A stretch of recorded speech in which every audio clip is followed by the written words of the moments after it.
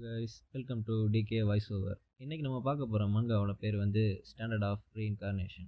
சாப்டரோட ஸ்டார்டிங்கில் எடுத்தோடனே ஒரு குழந்தைய காட்டுறாங்க. இந்த குழந்தையோட பேர் டேவன். இவன் தான் நம்ம கதையோட ஹீரோ. ஹீரோ பிறக்கிறதுக்கு முன்னாடி என்ன நடந்துச்சுன்னு காட்டுறாங்க. ஹீரோ கருவில் இருக்கும்போதே அவங்க அப்பா அவனோட அம்மா கிட்ட, என்னால் தான் எங்கள் அண்ணன் ஜெயிக்க முடியலை, ஆனால் என்னோட பையனாச்சும் எங்கள் அண்ணன் பையனை ஜெயிப்பான் அப்படின்னு சொல்கிறாரு. ஆனால் ஹீரோ பிறந்ததை பார்த்தோன்னே அவங்க அப்பா ரொம்பவும் அப்செட் ஆகிடுறாரு. ஏன்னா ஹீரோ பிறக்கும்போதே ஒரு கை இல்லாமல் பிறக்கிறான். ஹீரோ பிறந்த அதே நாள் அதே நேரத்தில் இன்னொரு குழந்தையும் பிறக்குது. இவனோட பேர் காஜின். இவன் வேற யாரும் இல்லை, நம்ம ஹீரோவோட கசின். காஜின் வந்து ஹீரோ மாதிரி இல்லாமல் பிறக்கும்போதே நல்ல உடல் நலத்தோடையும் ஸ்வாட் கார்டுன்னு அழைக்கப்படுற கேசா கூட அருளோடையும் பிறக்கிறான். இதனாலேயே எல்லாரோட கவனமும் காஜின் பக்கம் திரும்பிடுது. நெக்ஸ்ட் சீனில் ஹீரோவும் காஜினும் வளர்றதை காட்டுறாங்க. காஜின் எல்லா விஷயத்தையும் சீக்கிரமே கற்றுக்கிறான், நடக்கிறதுலேருந்து ஸ்குவாட் ப்ராக்டிஸ் பண்ணுற வரைக்கும். ஆனால் ஹீரோவை பார்த்தீங்கன்னா அப்படி இல்லை.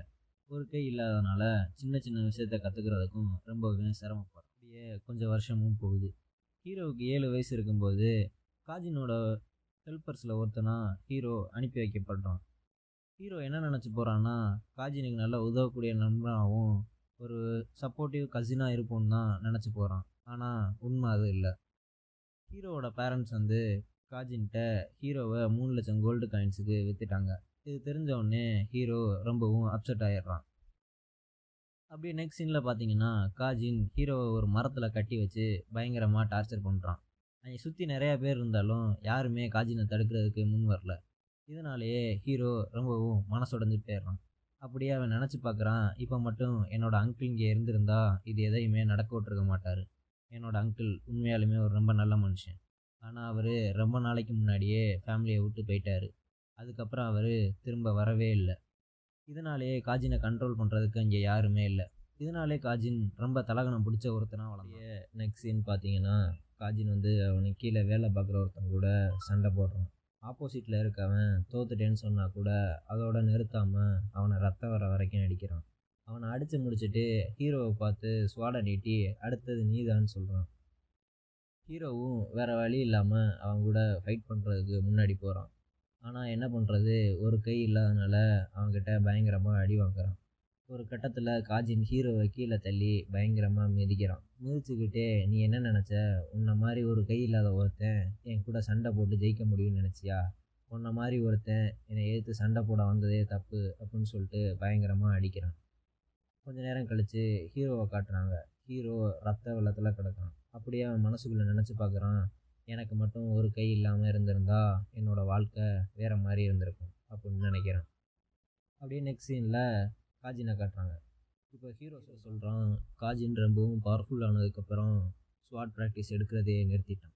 அது மட்டும் இல்லாமல் அவன் ட்ரக்ஸுக்கும் பொண்ணுங்களுக்கும் அடிமையாகிட்டான். ஆனால் நான் அப்படி இல்லை. ஒரு நாள் விடாமல் டெய்லியும் ப்ராக்டிஸ் எடுத்தேன். ஒரு நாள் நானும் காஜினும் அரினாவில் சண்டை போட வேண்டியதாக இருந்துச்சு. இது வரைக்கும் நடந்த எல்லா மேட்ச்லேயுமே நான் காஜின்கிட்ட தோற்று தான் இருக்கேன். ஆனால் இன்றைக்கி அப்படி இல்லை அப்படின்னு சொல்லிட்டு ஹீரோ அவன் கூட சண்டை போட போகிறான். காஜினும் சண்டை போட்டதில் அங்கே ஒரு பெரிய பிளாஸ்டே நடந்துச்சு. புகை கலைஞ்சு பார்க்கையில் கடைசியாக நான் ஒரு வழியாக காஜினை பீட் பண்ணிட்டேன். எங்களுக்குள்ளே நடந்த 21 அஃபிஷியல் மேட்ச்லையும் 21 தடவையும் நான் அவன்கிட்ட தோற்றுருக்கேன். அன்அஃபிஷியலாக எத்தனைன்னு கணக்கே இல்லை.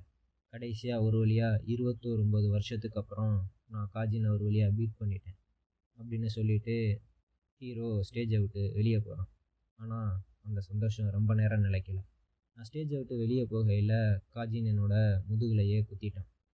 இல்லை, இது நடக்கக்கூடாது, இப்படி தான் என்னோடய வாழ்க்கை முடியணுமா அப்படின்னு நினச்சிட்டு ஹீரோ அங்கேயே மயங்கிடுறான். கண் முழிச்சு பார்க்கையில் ஹீரோவை ஒரு சேரில் கட்டி போட்டு வச்சுருக்காங்க. ஹீரோ நினைக்கிறான்னா, என்ன நான் செத்து ஹெல்லுக்கு வந்துட்டேனா அப்படின்னு நினைக்கிறான். அப்போ அங்கே வந்த ஒருத்தன், நீ என்ன நினச்ச, அதுக்குள்ளே நீ செத்துட்டேன்னு நினச்சியா? உண்மையாலுமே நீ ரொம்ப அதிர்ஷ்டசாலி தான். அன்னைக்கு மட்டும் அங்கே ப்ரீஸ்ட் வராமல் இருந்திருந்தா நீ அங்கேயே செத்து போயிருப்ப.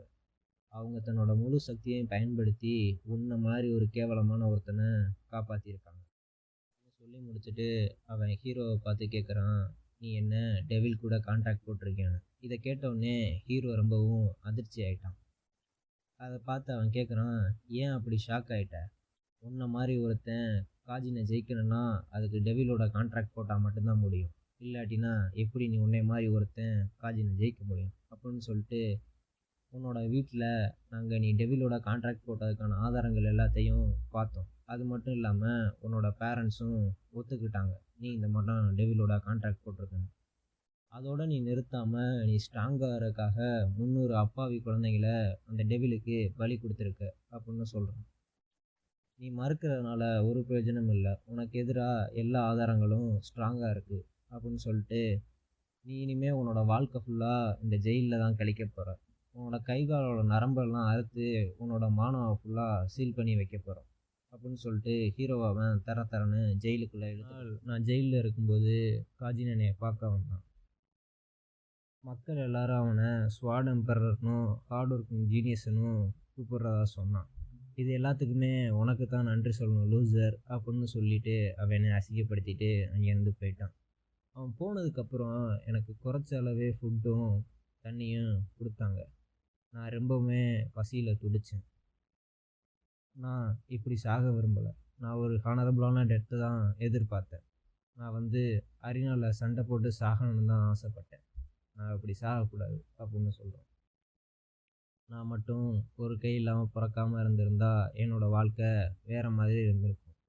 நான் மட்டும் டைரக்ட் லைனில் பிறந்திருந்தா, ஸ்வாட் கடவுளான கேசாக்கோட அருளோட பிறந்திருந்தா என்னோடய லைஃப் வேறு மாதிரி இருந்திருக்கும். இல்லை, நான் சாக விரும்பலை, நான் வாழணும் அப்படின்னு சொன்னபடியே இந்த சாப்டர் இங்கேயே ஓவர் ஆகுது.